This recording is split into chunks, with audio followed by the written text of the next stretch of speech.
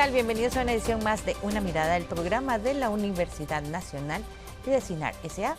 Soy Maribel Quiroz Jara y hoy vamos a hablar sobre un problema que experimentamos en el país, pero que también es una problemática mundial: el tráfico y tenencia de animales silvestres.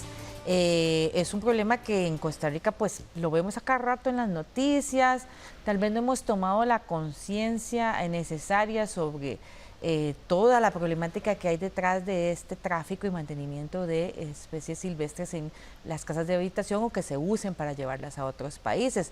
Pues esto afecta seriamente la biodiversidad del país y por supuesto pues del mundo. En Costa Rica hay aproximadamente 500.000 especies, esto es el 4% del total mundial. Y hay un tráfico de especies constante, tanto así que el 10% de los delitos ambientales que reporta el organismo de investigación judicial tienen que ver con tráfico de especies silvestres. Para hablar sobre este tema nos acompañan en esta oportunidad Víctor Montalvo Guadalmuz, quien es académico del Instituto Internacional de Conservación y Manejo de Vida Silvestre y CONVIS de la Universidad Nacional. Bienvenido a Una Mirada, Víctor. Muchas gracias por el espacio para formar parte de este programa. También nos acompaña Isabel Hanauer Barrantes, quien es médica veterinaria del Rescate Wildlife, SUAVE. Bienvenida a Una Mirada, un gusto tenerla acá. Gracias por la invitación. También está con nosotros Shirley Ramírez Carvajal, de la Comisión Nacional para la Gestión de la Biodiversidad del Ministerio de Ambiente y Energía. Muchas gracias por estar con nosotros. Gracias. Sí, una problemática bien importante, desgraciadamente la vemos a cada rato en las noticias.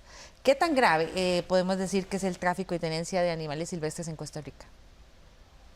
Bueno, es una realidad, ¿verdad? Tal vez para las personas no lo ven tan común. Creo que hay mucha tradición, ¿verdad? De que mi abuelita tenía una lora, ¿verdad? Y la gente no ve eso como un problema, ¿verdad? Porque siempre los hemos tenido, ¿verdad? Pensamos que el tráfico es solo lo que se va hacia otros países, ¿verdad? O que viene hacia nuestro país de otros países, pero no lo vemos como una realidad a lo interno, ¿verdad? Ahí tenemos como varios tipos de tráfico. El tráfico como fenómeno criminal tiene una serie de elementos que van desde la parte de ecosistémica, donde se saca al animal o a la planta, ¿verdad?, desde su ecosistema, y vamos viendo una serie de pasos hasta llegar al destino final. Acá en Costa Rica hemos podido identificar que tenemos como varios tipos, por decirlo de alguna manera. Uno que es la satisfacción de los mercados nacionales, o sea, la gente que quiere tener un animal silvestre nativo propio de Costa Rica. También tenemos lo que es personas que quieren tener animales traídos de otros países, que es lo que se llama tráfico internacional, que son especies que la gente trae por tráfico y ingresan a Costa Rica, generalmente especies exóticas. Y también tenemos el tercero, que es especies propias nuestras, nativas de nuestro país, que salen fuera del país, que coleccionistas o otro tipo de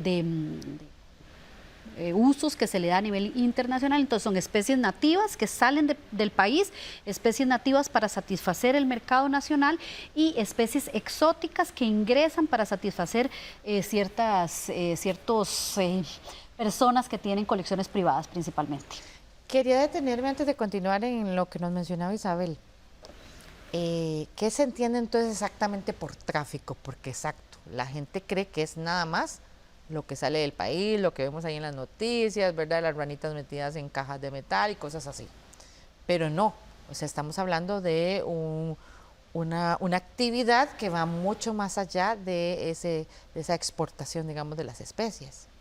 Sí, es que a la hora de que la persona extrae un animal de la vida silvestre, ¿verdad? Ya eso es parte del tráfico, ¿verdad?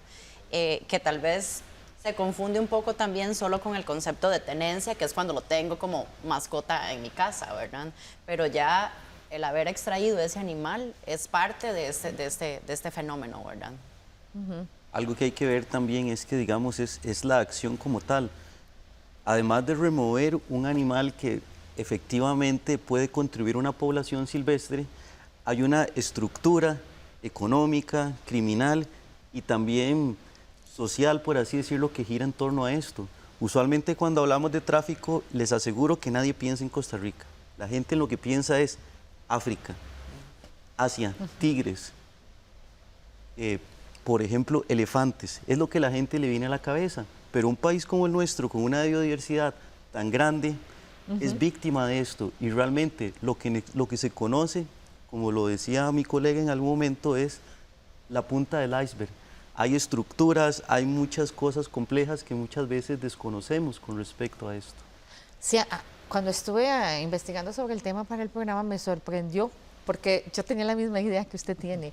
¿Verdad? Que era eso de que la gente se lleva el animalito para la casa o que se lo encuentra ahí en la carretera y pobrecito seguro tiene hambre y me lo llevo para la casa, pero ya descubrir que hay todo una estructura criminal internacional de tráfico de especies, a mí particularmente me sorprendió, y eso que yo soy una periodista que procura mantenerse informada, pero no sabía que fuera algo tan de grandes dimensiones, o sea, ya en un nivel de crimen organizado. El tráfico de vida silvestre compite con el tráfico de personas como de los 3 negocios ilícitos más grandes del mundo, que generan dinero sucio, digámoslo así.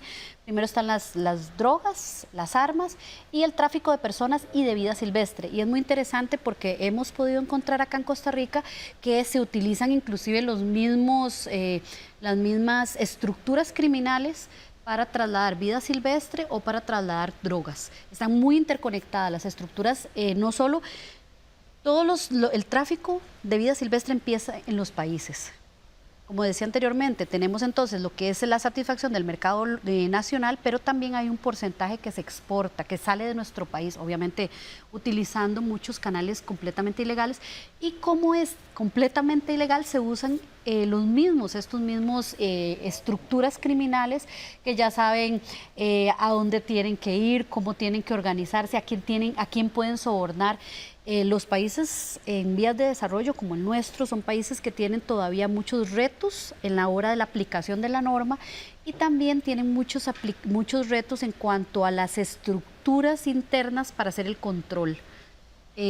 ¿Por qué? Porque tenemos fronteras muy permeables, tenemos pocos controles a nivel, por ejemplo, de lo que serían, por ejemplo, socriaderos, que también hay un tema complejo con el tema de los socriaderos.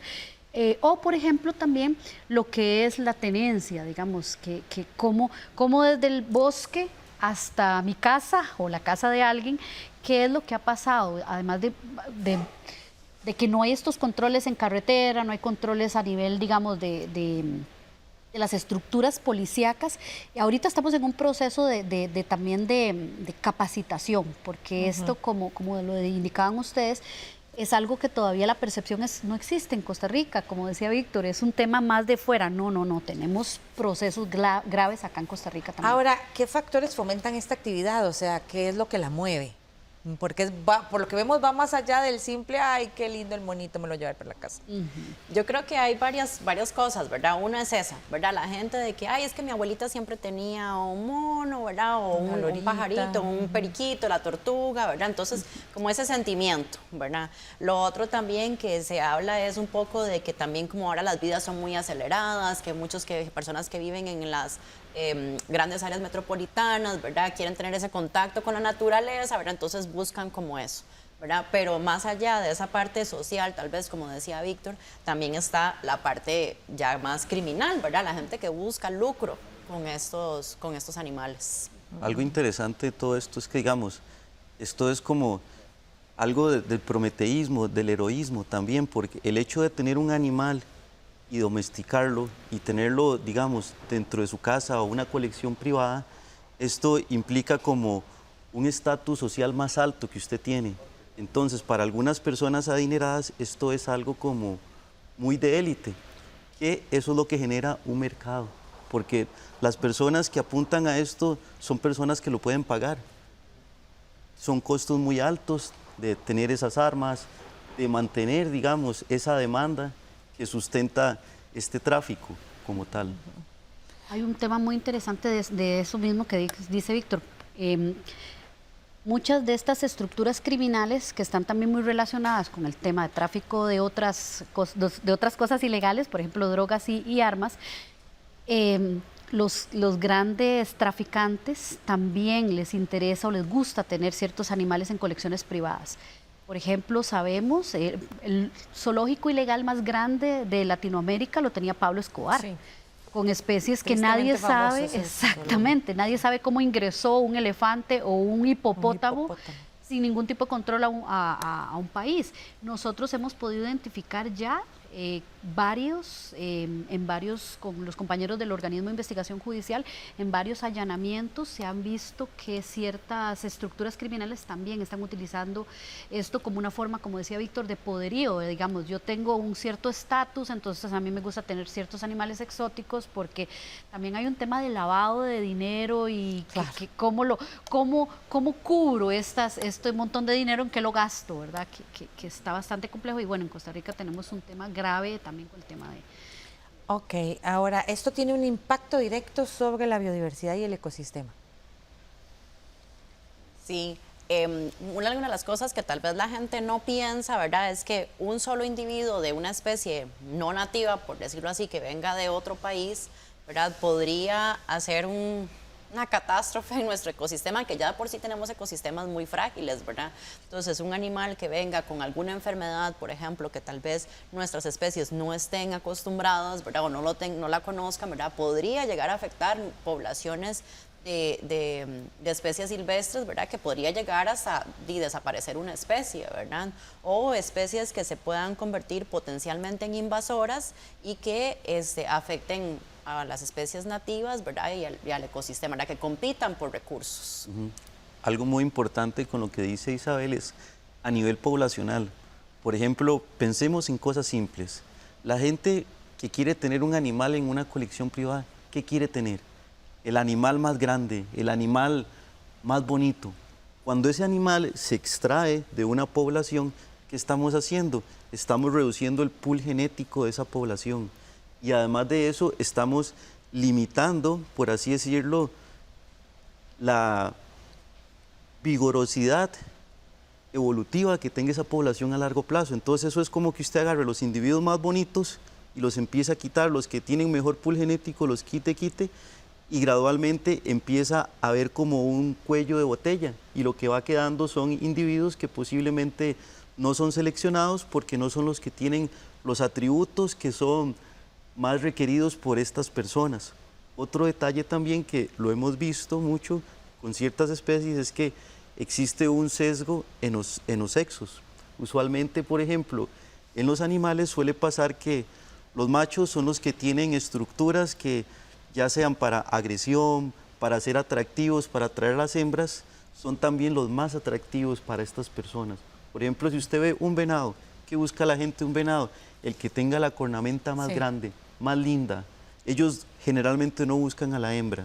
Entonces empezamos a remover solo machos, solo machos. A largo plazo eso tiene un efecto, y ese efecto es lo que a largo plazo se ve con una recaída en las poblaciones silvestres. Y esto no solo afecta a poblaciones silvestres, es un efecto cadena, es una cascada, que muchas veces nosotros como investigadores lo que vemos es una cosita que está pasando, pero lo más preocupante de esto es las cosas que no podemos ver, y esto ocasiona gradualmente lo que se le llaman extinciones secundarias o locales.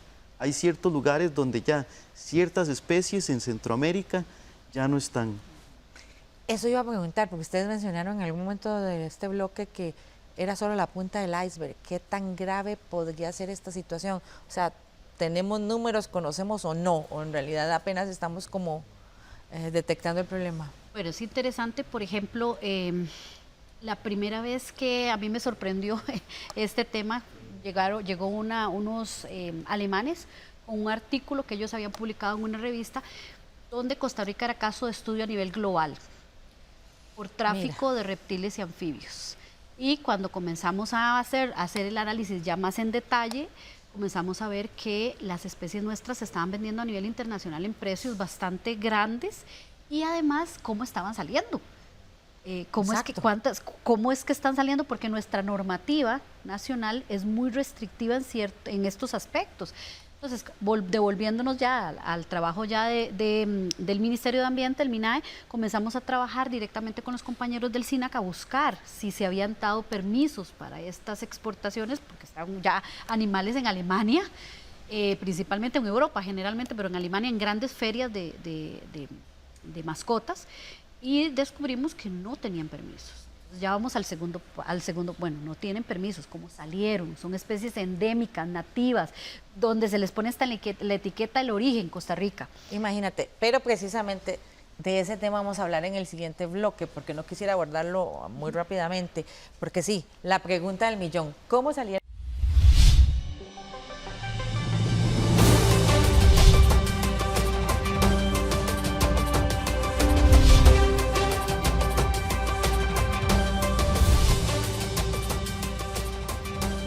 Regresa usted a Una Mirada del programa de la Universidad Nacional y de SINAR S.A. Hoy con el tema del tráfico y tenencia de animales silvestres, tanto en nuestros hogares como el que se usa para tráfico fuera del país. Está golpeando seriamente la biodiversidad costarricense y precisamente de eso estamos hablando en este programa. Mencionábamos en el bloque anterior cómo salen las especies, porque no, o sea, todavía cuando usted ve ese montón de ranitas, uno dice, sí, son pequeñas, pero usted está mencionando de especies ya grandes, ¿verdad? Serpientes y otros en ferias internacionales hasta con etiqueta de origen. ¿Cómo llegaron ahí? Bueno, tenemos, dentro de lo que hemos podido encontrar, hay varios tipos de formas que salen de Costa Rica. Bueno, completamente irregular por medio de las maletas, de aeropuertos.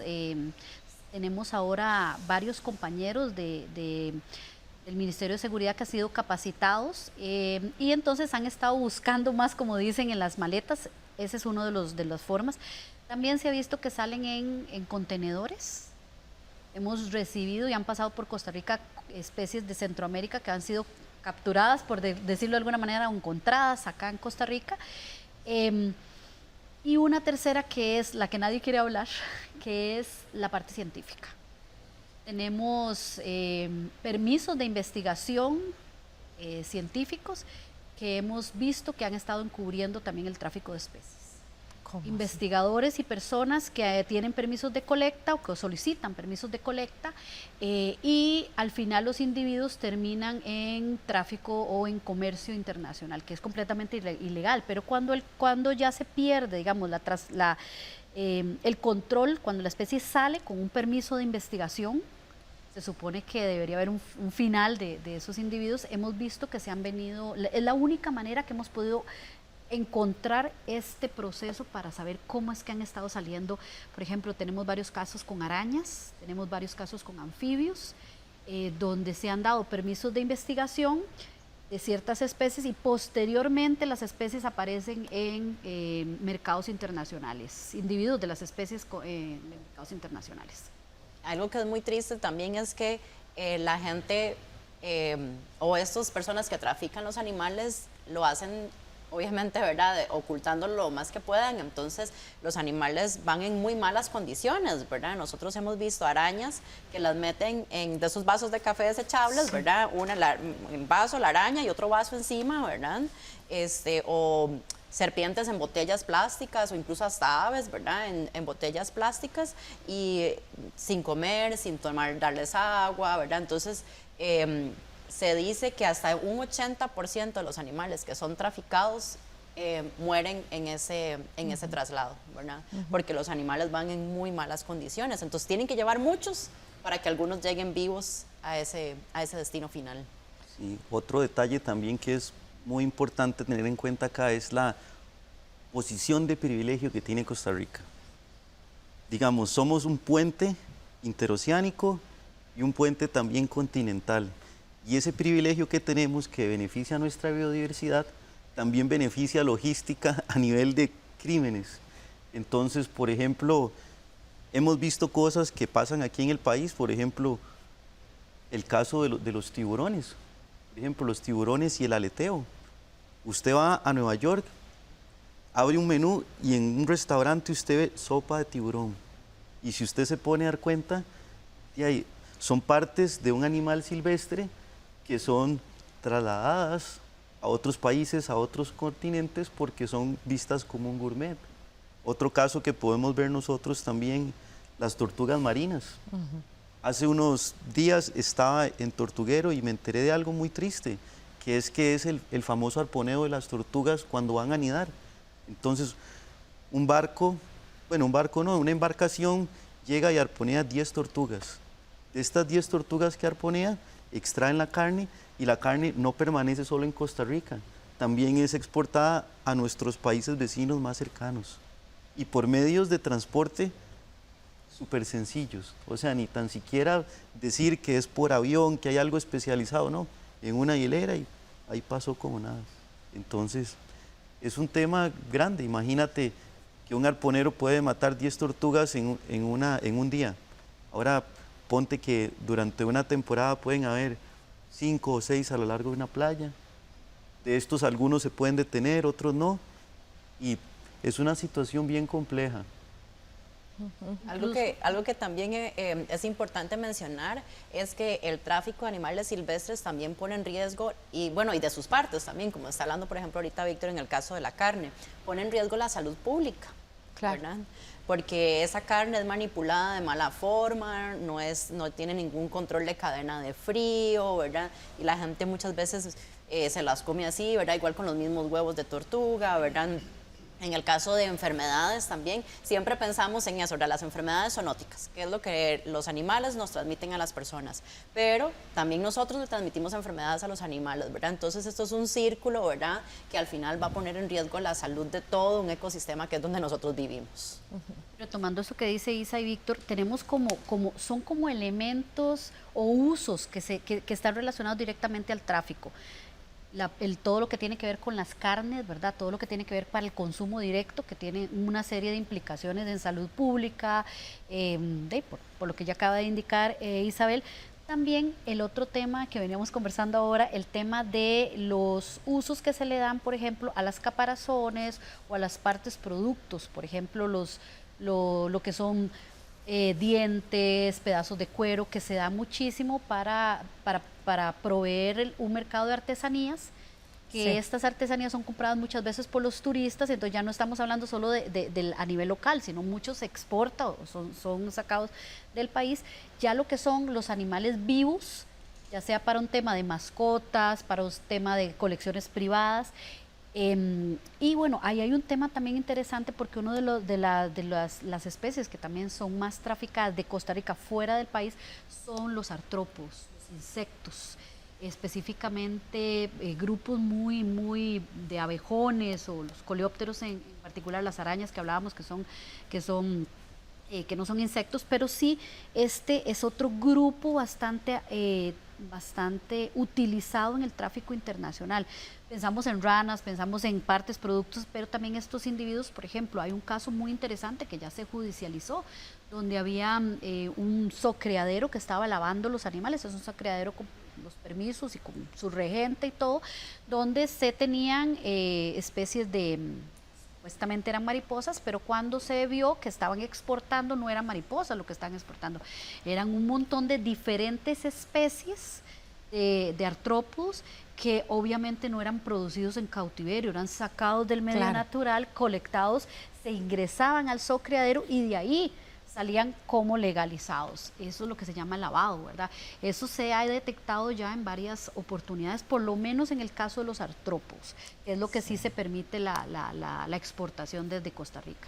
Sí, diferentes entidades trabajan de manera constante para prevenir precisamente ese tráfico y tenencia de animales silvestres y también para atender a aquellos que llegan a estos centros y que requieren atención inmediata. Uno de ellos es el Centro de Rescate Costa Rica, que recibe animales silvestres decomisados o accidentados gracias al trabajo conjunto con el Hospital de Especies Menores Silvestres de la Universidad Nacional.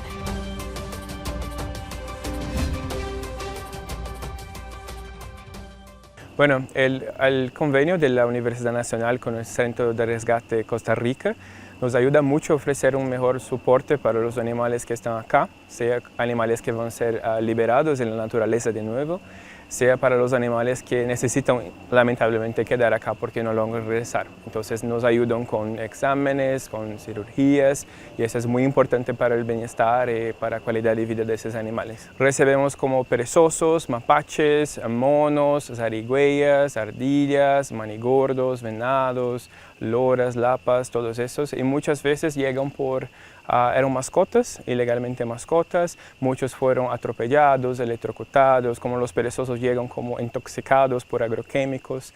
Entonces son muchos casos que pasan y siempre muchas veces están relacionados con las personas, algo que las personas hicieron a los animales o la naturaleza. Los visitantes venían acá para conocer la historia de los animales que lamentablemente no logran regresar a la naturaleza, son los que quedan acá con nosotros y contamos la historia de los animales o por qué están acá y eso nos ayuda también con la educación ambiental para las personas ser más conscientes con sus actitudes en todos los días y cómo pueden ayudar a conservar la naturaleza y los animales también. Entonces eso nos ayuda a mantener el trabajo de conservación, a mantener el centro de rescate y a educar a las personas también.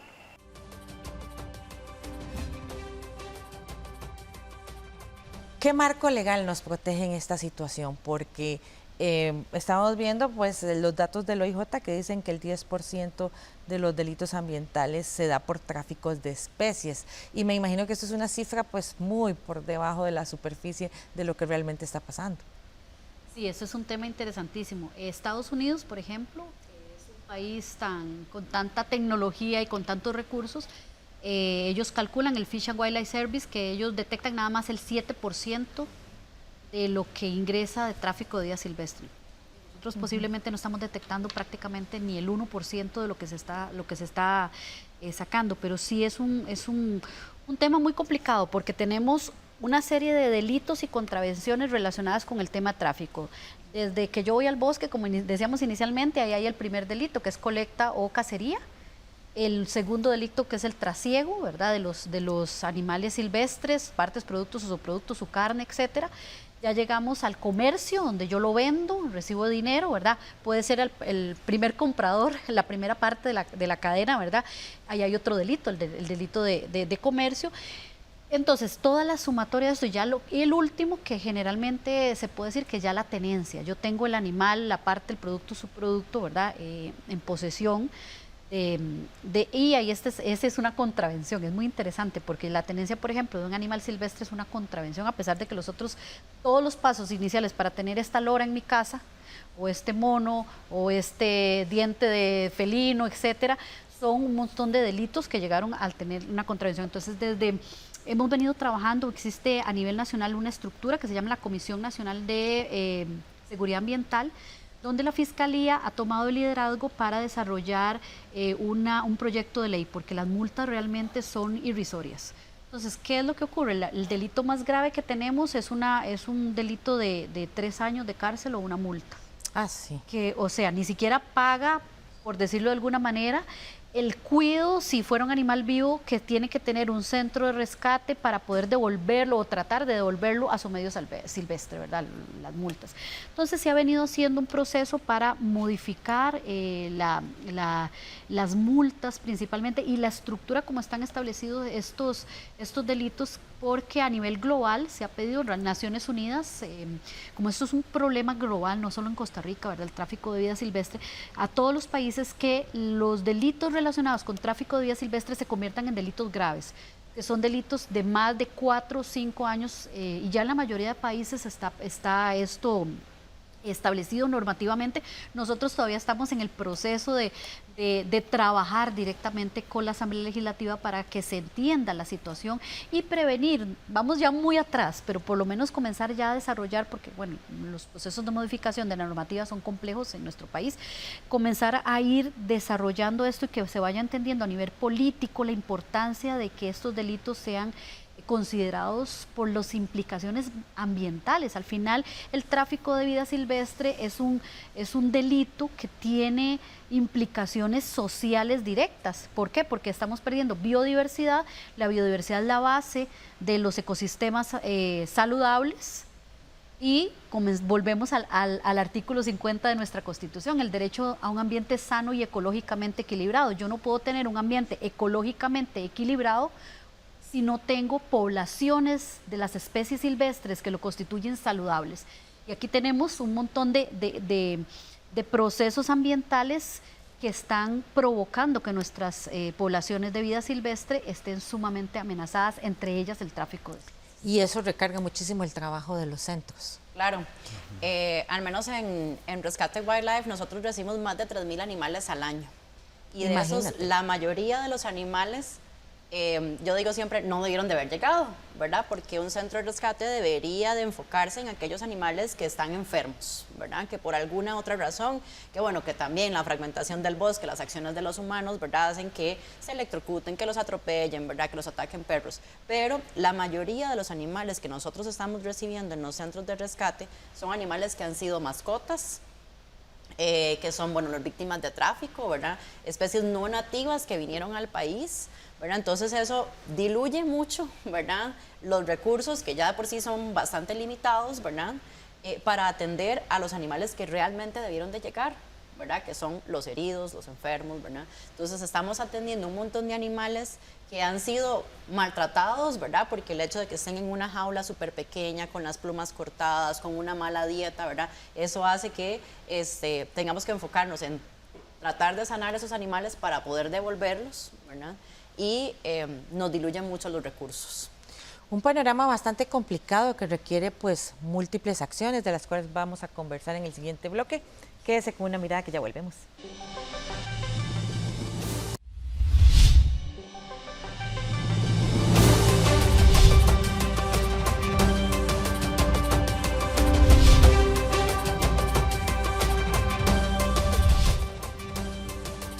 Continúa usted con una mirada al programa de la Universidad Nacional y de CINAR S.A. Hoy con el tema del tráfico y tenencia de animales silvestres, algo que está golpeando seriamente a la biodiversidad costarricense, tiene una gran relación con el crimen organizado y pues que nos afecta de alguna forma directa o indirecta a todos y a todas. Sobre ese tema, una mirada conversó con el doctor Mauricio Jiménez, director del Hospital Veterinario de Especies Menores y Silvestres de la Universidad Nacional, quien explicó su perspectiva sobre cómo atender esta situación y el gran trabajo de educación y sensibilización que debería hacerse.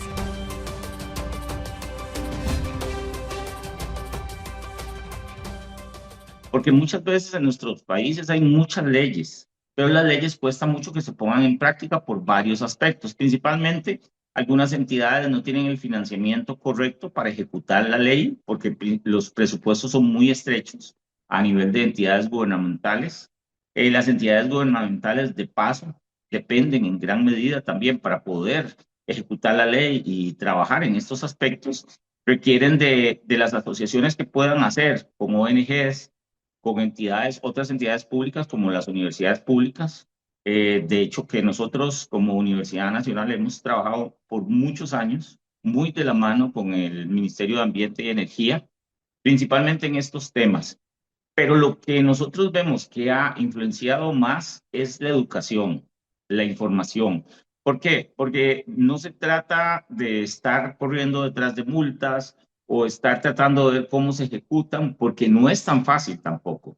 Cuando se hace una transgresión a la ley, se tienen que tener todos los aspectos de manera que esa transgresión llegue a tener el resultado que se quiere, que es que la persona que está pasando sobre la ley, de una manera u otra repare ese daño. Pero entonces, una de las cosas que más tenemos que, por decir así, centralizarnos es en la educación hacia las personas.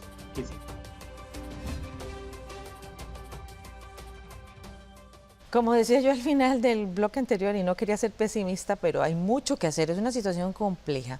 ¿Cuáles podríamos decir que son los puntos así de riesgo inminente que tenemos en el país que deberían ser atacados de inmediato? Yo creo que una parte muy importante es que los costarricenses entendamos que tenemos como la gallinita de los huevos de oro, ¿verdad? Que es la biodiversidad. Los turistas vienen a nuestro país a ver esa biodiversidad, ¿verdad? Entonces que al tomar todas estas acciones que la ponen en riesgo, ¿verdad? Estamos poniendo en riesgo también la economía del país, ¿verdad? Y como ya lo mencionamos, la salud pública también, ¿verdad? Porque ya nos vamos a enfermar, ¿verdad? Porque el ecosistema no está sano o porque estamos en ese contacto estrecho con los animales. Entonces, que una parte muy importante es que sí, todos queremos conocer a los animales, todos queremos verlos, pero veámoslos en el bosque, no los tengamos en las casas, ¿verdad? No fomentemos esas prácticas. El hecho, por ejemplo, de compartir videos en las redes sociales de un mapache sentado en una sillita comiendo uvas, ¿verdad? Eso fomenta que las personas quieran tener animales como mascotas. Entonces, es una parte muy importante, ¿verdad? Que cada persona, cada ciudadano puede contribuir, ¿verdad? De esa forma. Algo muy importante también aquí que es de mencionar es que con todo este flagelo estamos perdiendo competitividad a nivel país en mercados internacionales a nivel de turismo. Cerca del 7-8% del Producto Interno Bruto de nuestro país viene de la actividad turística. Y esa actividad turística viene por la fama que tenemos de ser un país verde. La gente aquí viene a visitar áreas protegidas, parques nacionales y a ver animales. ¿Qué va a pasar si esos turistas no tienen esos animales que ver? ¿Qué vamos a hacer? Vamos a perder toda esa cadena de actividades económicas que recaen sobre lo que podría decírsele como una economía silvestre. Porque estos operadores turísticos, ¿qué hacen? Van a ver ballenas. ¿Qué hacen estos operadores turísticos? En Tortuguero, por ejemplo, tienen un sistema ya organizado en la comunidad para ir a ver jaguares sin molestarlos. Entonces, todo eso es algo que empieza a afectarnos. Y la gente a veces lo ve que es como, sí, es un animal silvestre, eso está fuera de mi alcance. Pero como lo decía Shirley y como lo dijo la doctora Hagnauer, llega un momento que todo en este planeta y pequeño país está interrelacionado. Entonces, el hecho que un jaguar no esté en un ecosistema, eso implica que se va a alterar. ¿Eso qué va a pasar? Va a ir alterando cosas que próximamente puede inclusive influenciar el cambio climático, por ejemplo, la calidad del agua que nos tomamos. O sea, es una cadena de cosas que muchas veces no las vemos. Y a veces esas cosas que no vemos son las cosas esenciales para nuestra salud en múltiples ámbitos. Trabajar en la educación y en la concientización es fundamental entonces. Y exactamente en eso que decía Isabel y que decía Víctor, de esa sensibilización propia. Muchas veces hacemos cosas que creemos que no están afectando al ecosistema porque nos parecen graciosas, como compartir un video o como, por ejemplo, ir a visitar un parque de perezosos, que los parques de perezosos en este país están siendo investigados por temas de tráfico de vida silvestre. 15, 20 perezosos en media hectárea no es natural. Los animales fueron llevados a ese lugar. Entonces, hay muchas cosas que nosotros podemos ir haciendo como ciudadanos. Y la educación y sensibilización es entender, ir más allá del simple hecho de aceptar algo porque me lo regalan. Por ejemplo, muchas veces la gente dice, es que me regalaron el animal. Sí, bueno, pero ese animal viene de un proceso de tráfico. O por ejemplo, voy a comprar una artesanía que tiene partes de animal. Por ejemplo, tenemos inclusive todos los días, uno va y busca en las artesanías, por ejemplo, y encuentra pedacitos de carey. ¿De dónde viene el carey? De una tortuga que fue matada y transformada en un anillo, en un arete o en una pulsera. Entonces, ese tipo de sensibilización necesitamos ser un poquito más, tener un poquito más esa malicia de entender qué es lo que hay detrás, o que me ofrezcan en un restaurante, por ejemplo, como algo muy exótico, carne de tepezcuinte o carne de venado o carne hasta de cocodrilo, de cola de cocodrilo. Ese tipo de cosas están todas interconectadas. Entonces nosotros como ticos deberíamos entender un poco esto más, sensibilizarnos y comenzar a ser más objetadores de este tipo de situaciones y denunciar también este tipo de situaciones. ¿Por qué? Porque si yo estoy viendo que alguien está transportando un perezoso o que alguien está subido a un árbol tratando de agarrar un perezoso o que está alimentando a un animal silvestre que también cambia sus comportamientos por tener una propina con los turistas más todo está interconectado e interrelacionado. Las relaciones que nosotros desarrollamos con nuestra biodiversidad y específicamente con nuestra fauna silvestre son muy importantes porque van a determinar lo que está ocurriendo a nivel ecosistémico. Si yo cambio los comportamientos de los animales, si yo capturo los animales silvestres, si yo vendo partes, productos, subproductos, todo está tan relacionado que vamos a ir deteriorando este ecosistema que es la base de nuestra economía nacional. El tema de incentivar la denuncia es bien importante. Las autoridades que controlan este tipo de situaciones a nivel, ¿verdad?, legal, así lo hablan, que si tenemos ese índice de conocimiento, ¿verdad?, del número de casos, y apenas es como la punta del iceberg, podríamos tener un mejor control si hubiera más denuncia. Sí, algo interesante acá es que, digamos, la mejor forma de minimizar el crimen es a través de la prevención. Y la prevención aquí es con la educación. Digamos, nosotros desde la academia lo que hacemos es educamos, generamos conocimiento para que la gente sepa que eso que era comúnmente visto como algo, puede decirse cultural o que era bueno entre comillas, no lo es así y que eso tiene un efecto sobre las poblaciones.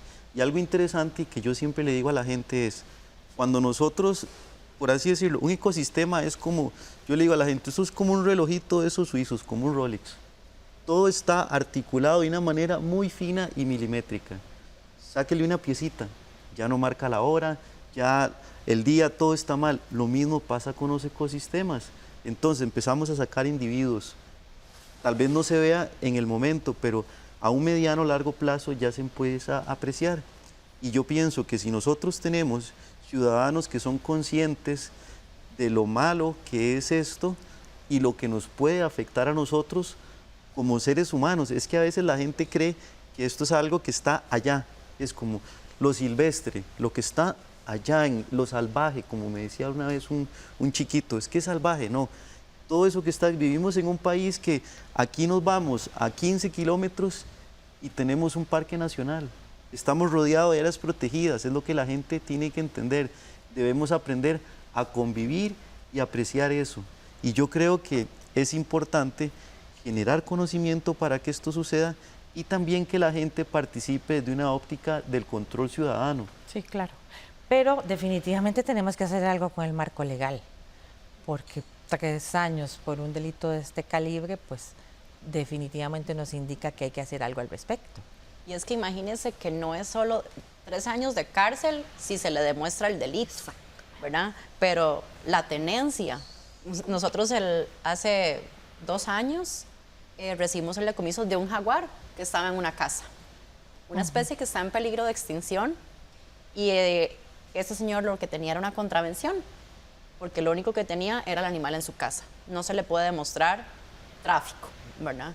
Entonces, imagínense, yo siempre digo lo que dicen las personas, pero es que es un solo individuo. Pero, ¿cuántas personas dicen es un solo individuo? Nosotros recibimos más de 400 loras al año. Eso ya es una población gigantesca, mucho, sí, ¿verdad? Entonces, definitivamente necesitamos que las personas denuncien, ¿verdad? Pero necesitamos que las leyes también sean más fuertes. Y eso que dice Isabel de la cantidad de animales, lo vemos como casos particulares desfragmentados, uno por aquí, otro por allá, pero cuando comenzamos a unir números y comenzamos a ver que no estamos hablando de 2, de 3, estamos hablando de miles de individuos que llegan, que son los que se detectan en el proceso del tráfico, que es un pedacito muy, muy pequeño. Algunos números que estuvimos sacando en estos días, estamos hablando de más de 1.500 animales al año, solo de los que llegan a 1 o 2 centros de rescate. En Costa Rica hay más de 20 centros de rescate. Si comenzamos a extrapolar datos, comenzamos a ver que son muchísimos. Esos que son solo los de tráfico, más los animales atropellados, más los animales electrocutados, más los animales que ya no tienen hábitat porque construimos, estamos haciendo una serie de procesos urbanísticos. Comenzamos a sumar una serie de causas que hacen que nuestras poblaciones comiencen a reducirse y comenzamos a ver las extinciones locales que decía Víctor al inicio, que es, ya yo no veo monos aquí en el Valle Central, sí, ya no hay jaguares en el Valle Central, aunque hace 100 años posiblemente por ahí andaban. ¿Por qué? Porque son esa sumatoria de actividades humanas que están provocando deterioro de las poblaciones silvestres, y el tráfico es una que debería ser relativamente sencilla de atacar con sensibilización y educación y denuncia ciudadana. Ahí tenemos ahora, bueno, dentro de los procesos organizativos del Estado, la creación de la unidad del OIJ que tiene que ver directamente con delitos ambientales. Eso es algo que está en los últimos 5 años y es un gran avance como país que tenemos. ¿Por qué? Porque ellos están entendiendo esas estructuras criminales que hay detrás del tráfico de especies, del cambio de uso de suelo y de un montón de otras cosas ambientales. Pues empecemos a trabajar porque la gente tome más conciencia, ¿verdad?, sobre la necesidad de actuar en este sentido, ¿verdad? No solo prevenir la tenencia en casa o caer en tentación de llevarse el animalito para la casa porque pobrecito, está muy solito, tiene hambre, me sigue por todas partes, ¿verdad? Es lo que la mayoría de la gente dice, sino también que el país consolide todas esas estructuras que se necesitan para tener